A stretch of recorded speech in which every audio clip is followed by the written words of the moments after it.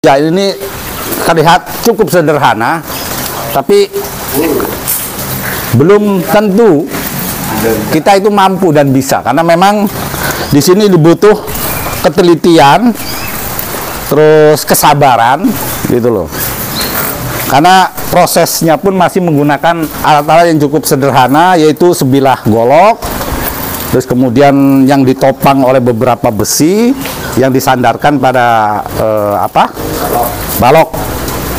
Jadi kalaupun memang teman-teman eksplor penasaran, boleh dicatat lokasinya atau pengen melihat langsung, silahkan datang ke Pringkumpul Pringsewu Selatan. Oke, teman-teman setia eksplor, hari ini tim kreatif dari eksplor ingin mencoba sedikit menggali informasi berkaitan dengan usaha pengembangan Taliban dengan memanfaatkan limbah mobil pabrik yang dilakoni dan sudah ditekuni oleh Pak Haji Nur dari tahun 2005. Cahaya bagus ya Pak ya, mulai dari tahun 2005. Mungkin nanti Pak Haji Nur ini akan sedikit bercerita lah soal suka duka beliau mengawali usahanya ini, artinya sampai dengan bisa bertahan sampai hari ini. Assalamualaikum warahmatullahi wabarakatuh. Jadi saya ini sebetulnya bukan pengembang, hanya meneruskan usaha orang tua almarhum. Ya, artinya kita bukan menghilang-hilangkan jasa orang tua. Awalnya kan dari ban luar, ya. Pak Ipung tahu sendiri kan, dari ban luar bikin karet tali timba, ya. Yang dulunya masih sulit sanyo, ya, timba, ya. Bikin karet kursi, ya, pokoknya sebisa-bisanya yang bisa dimanfaatin dari ban bekas. Nah terus dulunya yang saya bikin tali itu bukan limbah pabrik, yang saya bikin khusus ban dalam bekas mobil. Cuman setelah ban mobil sulit, kita ambil alih dari pres-presan ban yang namanya blader. Itu namanya blader. Itu langsung ambil dari pabrik, tapi bukan kita langsung yang ambil melalui tangan kedua, karena ibarat ke pabrik kalau bukan ya ini susah, jadi kita melalui tangan kedua. Ada yang dari Bogor, ada yang dari Tangerang, nah cuman itu dari pabrik Gajah Tunggal gitu. Artinya stok itu didapat dari luar Lampung semua Pak ya? Dari pabrik, dari Jakarta, bukan dari Lampung, nggak ada. Yaitu walaupun orang punya mobil banyak pun nggak bakal punya, karena itu punya pabrik, istilahnya pres-presan ban. Jadi walaupun orang punya mobil mau beli pres-presan ban buat apa? Nggak manfaat bagi dia gitu. Nah terus kalau yang tadi pertanyaan Pak Ipung bisa bertahan, bisa apa, itu karena mungkin satu, kita ulet dalam usaha, kedua dibarengi sama kesabaran. Kalau misalnya nggak sabar, ya susah sih.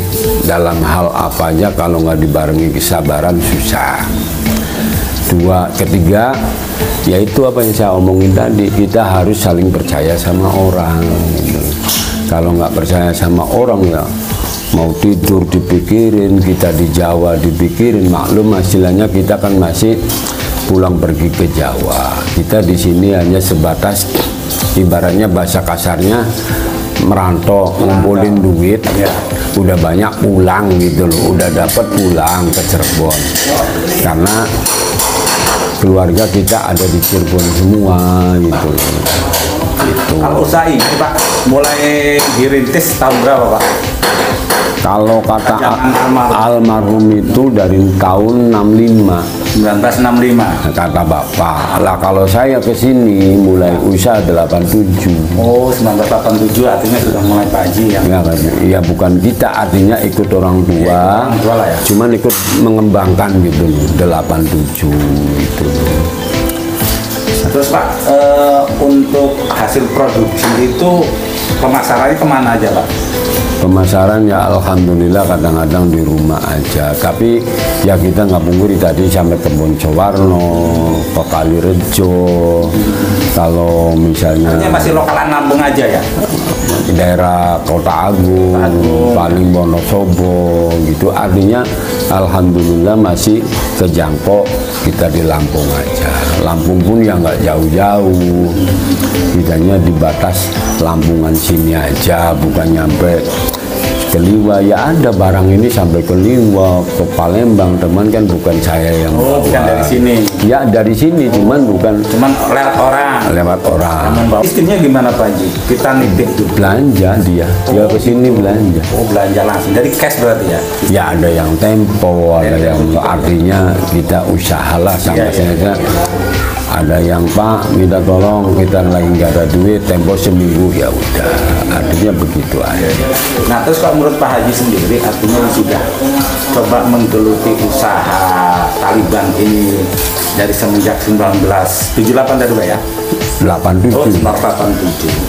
Untuk di Perisau sendiri, itu melihatnya seperti apa? Apakah memang potensi usaha ini cukup menjanjikan atau cukup bagus dalam rangka pendapatan, atau seperti apa Pak yang Pak Haji lihat? Ya kalau misalnya kayak gitu ya Mas Ipung, tergantung kita sih. Ya kan udah saya ngomong tadi, orang punya ini ratusan apa bisa hancur. Jadi tergantung kitanya gitu. Kitanya, ya. Iya, artinya ya bukan kita pungkiri. Artinya kita bisa ziarah, bisa mondokin anak, bisa nguliain anak. Ya artinya kita dari sini, jadi kita udah merasa belajar cukup lah. Kalau istilahnya kita manusiawi, saya udah cukup, munafik. Kita belajar cukup gitu aja loh. Nyatanya kita bisa semua gitu. Nah, ini kan kurun waktu 2 tahun ke belakang nih Pak. Artinya kita sama-sama tahu lah terjadinya pandemi COVID nih. Artinya semua terasa, termasuk juga pelaku-pelaku Usaha. Nah, bagaimana kemudian Pak Haji waktu itu menghadapi situasi itu dan mensiasatinya hingga usaha yang Pak Haji geluti ini tidak kemudian gulung tikar atau seperti apa, itu siasatnya apa, kiat-kiatnya Pak? Ya alhamdulillah sih, karena kita bukan apa ya, kita punya karyawan yang Banyak. puluhan atau berapa, terus satu. Kedua, kita punya karyawan kebanyakan ya semua orang sini, Masih lingkungan setempat. lingkungan tempat, jadi dia tahu semua situasi. Oh keadaan kayak gini, oh keadaan kayak gini, jadi nggak pernah nuntut yang enggak gitu. Artinya kita pun bayaran kerja saya sesuaiin, artinya kayak gitu aja. Sampai hari ini mohon maaf Pak Haji, itu sudah mempekerjakan berapa tenaga Pak yang bantu usaha? Minimal 4-5. 4 sampai 5 orang ya. Itu dalam sehari atau sebulan produksi nyampe berapa ini Pak? Kalau dikalkulasi. Ya kalau misalnya mau 5 wae dibikin orang 1 4. Misalnya orang 4 lah. Ya. 16. Cuman kadang-kadang kan udin itu sedino mangkat telung dina prei. Itu enggak, kalau diambil paling minim itu berapa Pak? Diambil paling minim digawe 12 iket. 12 iket kali 1 bulan dikurangi kali 25 berarti. Ini kan kalau nggak salah Pak, limbahnya kan juga masih bisa dimanfaatkan nih Pak. Limbahnya buat bakar ini aja, nggak bisa itu. Limbahnya buat bakaran. Artinya memang kalau di sini khusus memang kali Pak ya yang produksi. Jadi kalau masih ban luar, ban itu limbahnya masih bisa dimanfaatin.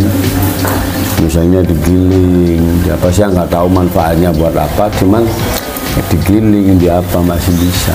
Kalau boleh tahu nih Pak Haji, awal mulai dulu modalnya berapa sih Pak Haji? Jadi kalau masalah ukuran modal orang usaha itu nggak ada ukuran, Fleksibel Pak ya. fleksibel. Jadi apalagi kita pengrajin dulu ibaratnya apa Mas ya, ban bekas. Dan bekas sih murah.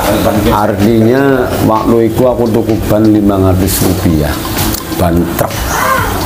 Nek ban pusone nek ora salah 2.000 apa piro di antara itu. Jadi modal 1.000 ya cukup, 2 juta ya kurang, karena kita waktu itu belajar ya motong sendiri apa sendiri gitu loh Mas. Ya sing jenenge apa ya, aku truka terus pengen luwih. Waktu itu arep golek anak buah, bayar anak buah ya belum bisa. Jadi kalau misalnya kayak gini perputaran 100 juta ya alhamdulillah cukup, 50 juta juga cukup. Cuman artinya kalau memang modalnya pas-pasan sama orang-orang juga, kita nggak bisa ngasih peluang gitu loh. Artinya misalnya Pak Haji tolong minta tempo apa, ya nggak bisa, karena kita cuman itu perputarannya gitu loh Mas. Nah kalau misalnya lebih dari 100 ya bisa, Pak Haji minta tempo monggo, yang penting niatnya baik semua gitu loh.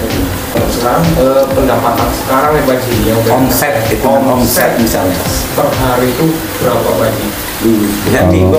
Kalau per hari nggak bisa ditentuin Mas.